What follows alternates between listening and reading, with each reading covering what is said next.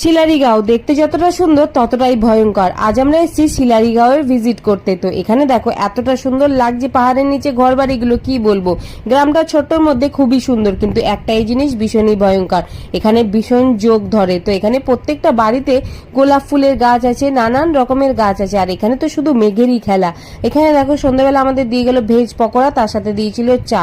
আর এই যে দেখছি ছোট্ট ডগিটা কিন্তু ভীষণ বদমাস, কিন্তু ওকে আদর করলে চুপচাপ বসে থাকে, খুবই ভালো। আজকে রাতটা আমরা এখানেই স্টে করব। সকালবেলা তিনজন মিলে রামেতি ভিউ পয়েন্ট দেখতে যাচ্ছিলাম, আর এই রাস্তাটা এতটাই ভয়ঙ্কর তোমাদের কি বলবো, হাঁটতে হাঁটতেই পায়ের মধ্যে আমার যোগ উঠে গেল, ভীষণই ভয় পেয়েছিলাম। যোগ আমরা তো ভীষণ ভয় পাই, কিন্তু এদের কাছে খুবই নর্মাল। গ্রামটা সুন্দর হলে কি হবে, জোকের বাসা।